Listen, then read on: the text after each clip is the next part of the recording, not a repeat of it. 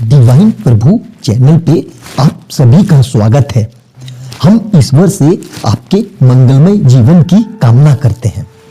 तो दोस्तों, आज मैं आपको बताने वाला हूं कि भगवान शिव का नाग, त्रिपुंड, त्रिशूल, डमरू और नंदी किस चीज का प्रतीक है। तो चलिए स्टार्ट करते हैं।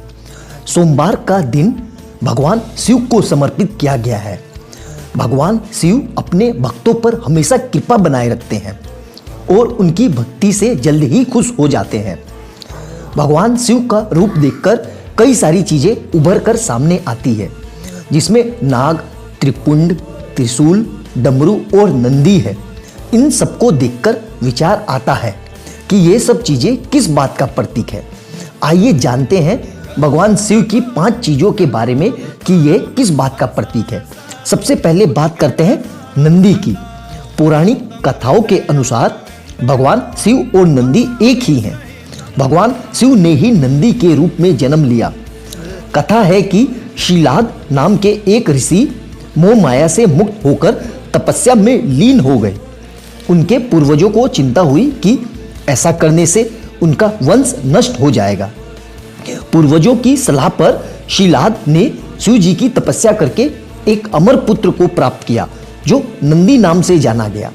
दूसरा, त्रिशूल।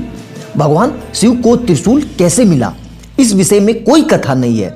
मान्यता यह है कि सृष्टि के प्रारंभ में जब ब्रह्मानाद ने भगवान शिव प्रकट हुआ तो उनके साथ रज, तम, सत ये तीनों गुण भी प्रकट हुए।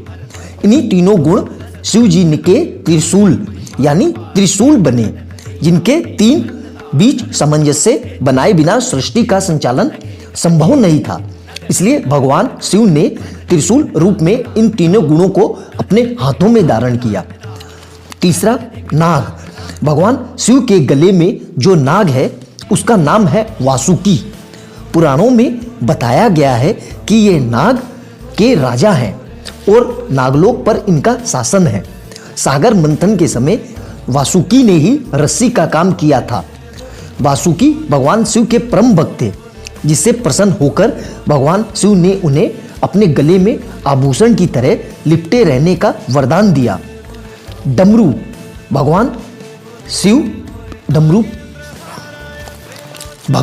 शिव जिस समय प्रसन्न होते हैं और नृत्य करते हैं, उस समय उनके हाथों में डमरू होता है और उसका आकार रेत की घड़ी जैसा है, जो दिन रात और समय के संतुलन का प्रतीक माना गया है।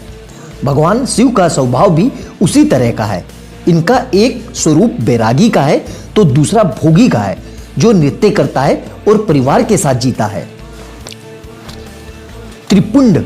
शिव जी के माथे पर भभूत से 3 रेखाएं बनी हैं। ऐसी मान्यता है कि ये तीनों लोगों का प्रतीक है। इससे रज, तम और सत गुणों का प्रतीक माना जाता है। पुराणों में उल्लेख है कि दक्ष प्रजापति के यज्ञ कुंड में सती के आत्मदाह करने के बाद शिव जी का उग्र रूप धारण करते हैं और माता सती की देह को कंधे पर लेकर त्रिलोक में हाहाकार मचाने लगते हैं। तब भगवान विष्णु सती की देह को खंडित कर देते हैं। उसके बाद शिव जी अपने माथे पर हवन कुंड की राख मलते हैं। इस तरह सती की याद को त्रिपुंड रूप में माथे पर स्थान देते हैं। तो दोस्तों, ये जानकारी कैसी लगी? ईश्वर से आशा करता हूँ कि आपको आनंद आया होगा। ऐसी ही अच्छी और पौराणिक कथाओं के बारे में जानने के लिए हमारे चैनल को लाइक एंड सब्सक्राइब कीजिए। मिलते हैं अगली वीडियो में एक नई पौराणिक कथाओं के साथ। तब तक ईश्वर से हम आपके मंगलमय जीवन की कामना करते हैं। धन्यवाद मित्रों।